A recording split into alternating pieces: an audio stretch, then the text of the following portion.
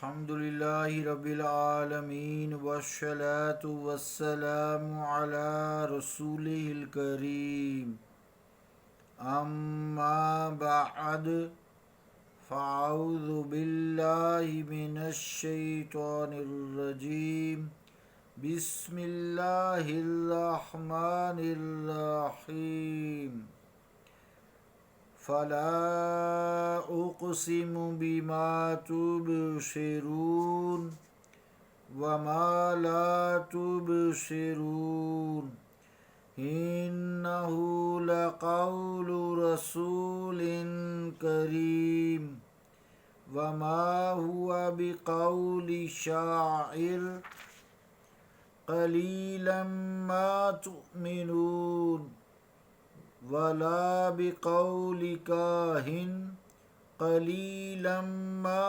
تذکرون تنزیل من رب العالمین صدق اللہ العظیم۔ واجب الاحترام سامعین، السلام علیکم ورحمۃ اللہ وبرکاتہ۔ سورہ الحاقہ کی 38 سے لے کے 43 نمبر آیات تک تلاوت کرنے کی سعادت حاصل کی ہے۔ ان آیات کا ترجمہ سماعت فرمائیں۔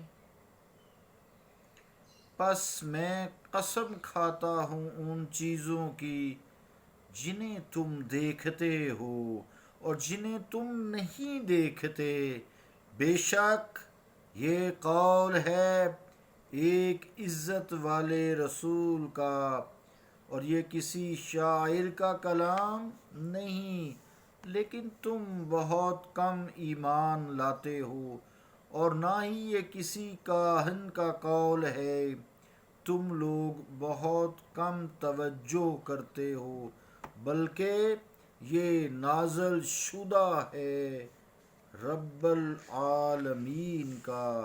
اللہ کا قول سچا ہے جو بڑی ہی عظمت والا ہے۔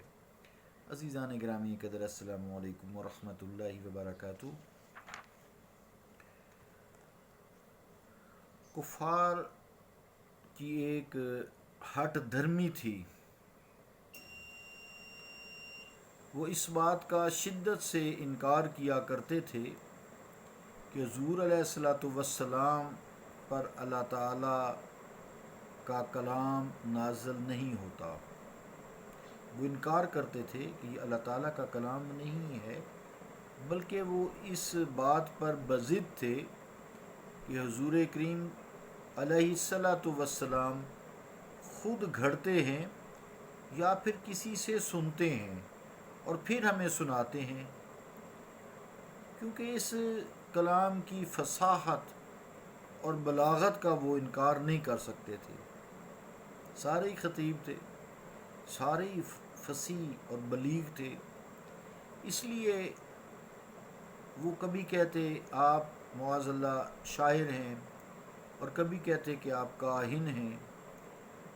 اللہ رب العالمین نے ان کے ان الزامات کی تردید قسم کھا کر کی ہے۔ سبحان اللہ۔ فرمایا جو چیزیں تم کو نظر آتی ہیں، جن کا تم مشاہدہ کرتے ہو، میں ان کی بھی قسم اٹھاتا ہوں، اور جو چیزیں تمہیں نظر نہیں آتی ان کی بھی میں قسم کھاتا ہوں۔ یعنی ہر چیز کی اللہ کریم نے قسم اٹھائی، خواہ اس کا تعلق عالم شہادت سے ہو، چاہے اس کا تعلق غیب سے ہو۔ قسم اٹھا کر کہا، فرمایا اللہ کریم نے کہ یہ قول نہ کسی شاعر کا کلام ہے اور نہ ہی کسی کاہن کا ہے، بلکہ یہ تو ایک معزز اور محترم رسول مقبول صلی اللہ علیہ وآلہ وسلم کا قول ہے۔ یہاں رسول کریم صلی اللہ تعالیٰ علیہ وآلہ وسلم سے مراد حضور پاک علیہ السلام کی ذات مقدسہ ہے۔ نام نہیں لیا، اللہ بھی اپنے محبوب سے پیار کرتا ہے، نام نہیں لیا، بلکہ صفت رسالت کا ذکر کر دیا، تاکہ پتہ چل جائے کہ آپ کی حیثیت ایک پیغامبر کی ہے، پیغام لانے والے کی ہے۔ اللہ تعالیٰ کی طرف سے جو وحی نازل ہوتی ہے، علم غیب کی خبریں آپ اللہ تعالیٰ کی طرف سے وصول کر کے لوگوں تک پہنچاتے ہیں۔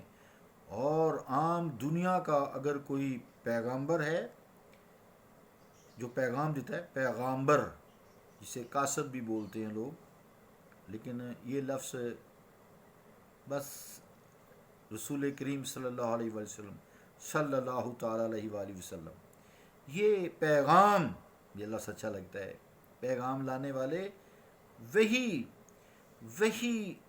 لاتے ہیں۔ اور عام پیغام پہنچانے والا بھی اگر کوئی شخص ہو، بشرطے کہ وہ دیانت دار ہو، تو وہ بھی اپنی طرف سے جب پیغام پہنچاتا ہے تو کوئی آپس میں کوئی چیز نہیں ملاتا، اس میں کوئی چیز نہیں ملاتا، اپنی کوئی چیز مکس نہیں کرتا، جسے پیغام اسے دیا جاتا ہے ہو بہو وہی سناتا ہے۔ یہ تو برگزیدہ رسول ہیں، رسول کریم ہیں، رؤوف الرحیم ہیں، بالمؤمنین رؤوف الرحیم ہیں، رحمت للعالمین ہیں۔ تو یہ ہو بہوئی اللہ تعالیٰ کی طرف سے جو وحی آتی ہے وہی پیغام اے کافرو تمہیں سناتے ہیں۔ یہ قرآن بھی وحی ہے، نازل ہوتی ہے آپ کے قلب اطہر پر، اور تمہارا یہ اس لیے جو اصرار ہے کہ یہ اپنی طرف سے صورتیں گھڑتے ہیں، استغفر اللہ استغفر اللہ معاذ اللہ، اور سناتے ہیں پھر لوگوں کو، یہ بے جا تمہارا تعصب ہے، یہ تمہاری ناروا ضد ہے، ہٹ دھرمی ہے۔ اس کے بعد پھر اسی لیے وضاحت فرما دی تنزیل من رب العالمین، کہ یہ اللہ تعالیٰ کی طرف سے نازل ہوا ہے۔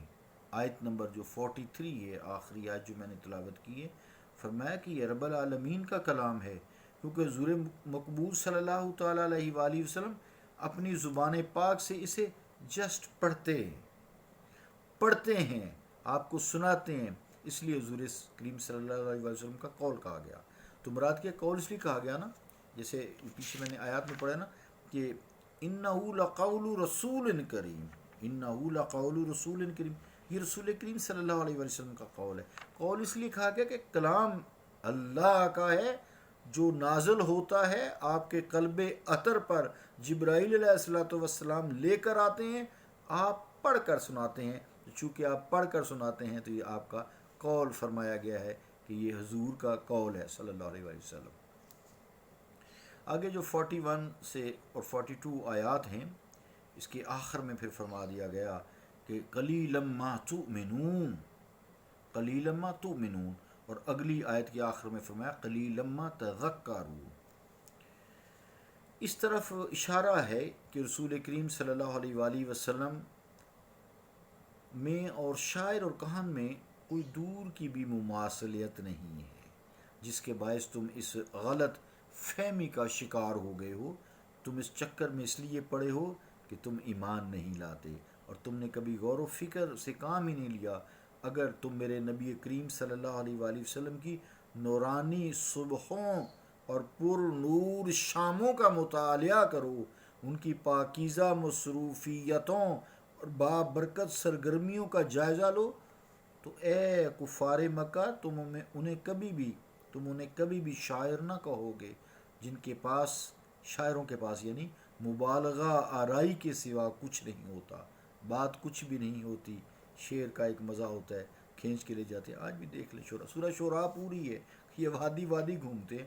ہاں آگے جو فرمایا پھر کہ الا الذین آمنوا وعملوا الصالحات، جو ایمان والے ہیں یا نیک اعمال کرتے ہیں یا اس کلام کو پاکیزہ کلمات ہیں، دین کی تبلیغ کا ذریعہ استعمال کرتے ہیں، جس میں محبت رسول اور اللہ تعالیٰ کا خوف، اللہ تعالیٰ سے محبت کا درس ہوتا ہے، وہ شعر درست ہیں۔ بہرحال میں ادھر نہیں جاتا۔ تو اگر تم اس کو سمجھتے تو تم شاعر کو سمجھتے ہو، تم کاہنوں کو سمجھتے ہو، تم میں شاعر اچھے قادر الکلام موجود ہیں، تمہارے ہاں بڑے بڑے کاہن موجود ہیں، تم اگر تھوڑا سا غور کرو تو انہیں کبھی بھی میرے رسول صلی اللہ علیہ وسلم کو کبھی شاعر نہ کہو، کاہن نہ کہو۔ یہ جو شاعر تھے ان کا تو سارا کام ہی قذف بیانی ہوتا ہے، عرضہ سرائیاں ہوتا ہے، اور اسی بل بوتے پہ وہ چلتے ہیں، لوگوں کے دلوں میں رس گھولتے ہیں، جھوٹ فریب ادھر ادھر کی بات کر کے۔ اگر ایمان کی بجھی ہوئی شمع روشن ہو جائے اور دل و دماغ کی دنیا میں ایمان کی صبح و طلوع ہو جائے تو پھر تم بھولے سے بھی آپ صلی اللہ علیہ وآلہ وسلم کو شاعر یا کاہن، یا یہ کسی شاعر کا کلام ہے، کاہن کا کلام ہے، نہ کہو گے۔ صلی اللہ تعالی علی رسول خیر خلقہ محمد وعلی آلہ واصحابہ اجمعین برحمتک یا رحمن۔